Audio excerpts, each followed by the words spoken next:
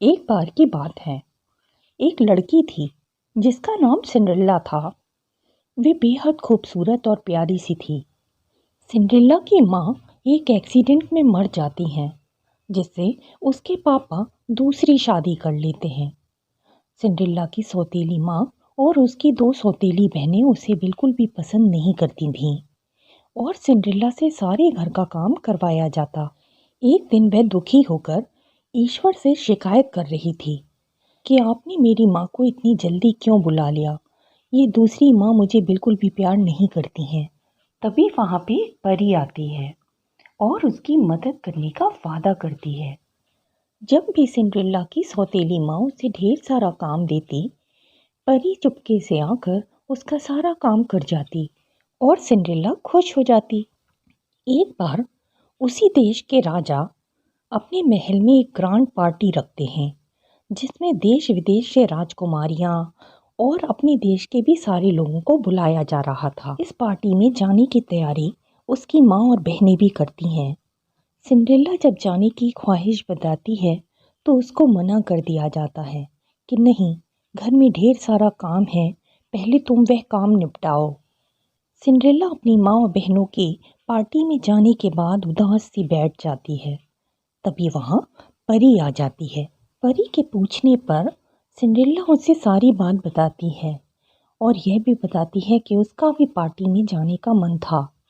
पूरी बात सुनने के बाद परी उससे कहती है, तुम परेशान मत हो, मैं तुम्हारा पार्टी में जाने का इंतज़ाम करती हूँ।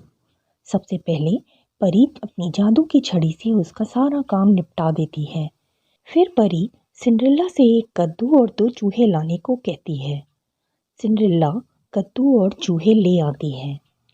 परी अपनी जादू की छड़ी से उन दो चूहों को दो सुंदर घोड़े बना देती है और कद्दू को घोड़ा गाड़ी बना देती है और सिंड्रेला को एक सुंदर सा ड्रेस और सैंडल देकर अच्छा सा तैयार भी कर देती है। फिर परी उसके जाने से पहले उसे समझाती है कि 12 बजे से पहले तुम घर आ जाना, नहीं तो यह सब चीज़ें अपने असली रूप में आ जाएंगे।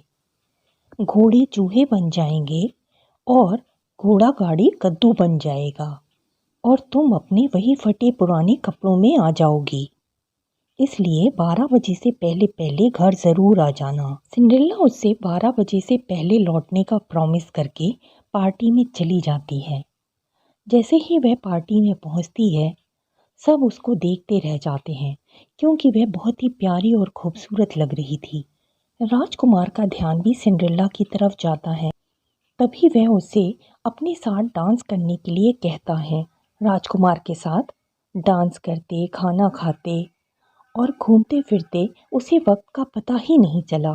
और जब 12 बजने में 5 मिनट रह गए, तब सिंड्रेला का ध्यान घड़ी की तरफ जाता है। वो अचानक बाहर की तरफ दौड़ती है।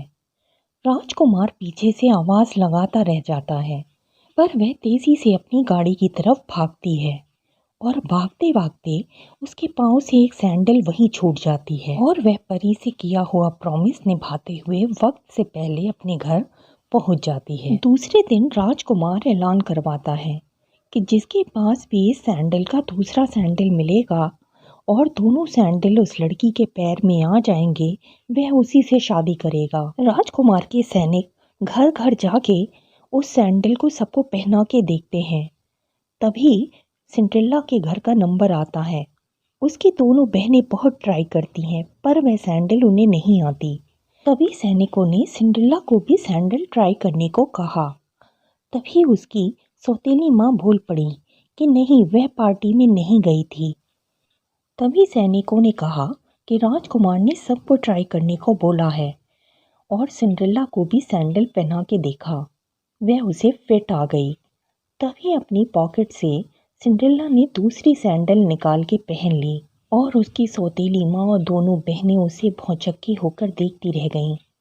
और इस तरह सिंड्रेला राजकुमार को मिल गई और राजकुमार ने उससे शादी कर ली और वह खुशी खुशी राजकुमार के साथ रहने लगी। इस कहानी से हमें यह सीखने को मिलता है कि जीवन में बहुत सारी कठिनाइयों का सामना करना पड़ता है, लेकिन हमें हमेशा हिम्मत से काम लेना चाहिए और खुद पर विश्वास रखना चाहिए। और हमें सिंड्रेला की कहानी यह भी सिखाती है कि किसी परिस्थिति में अगर हम हिम्मत नहीं हारते तो हमें अपने लक्ष्य को हासिल करने में मदद मिल सकती है। इसके अलावा हमें यह भी सीखने को मिलता है कि हमें धैर्य और ईमानदारी कभी नहीं छोड़ना चाहिए, क्योंकि अंत में सच्चाई की जीत होती है।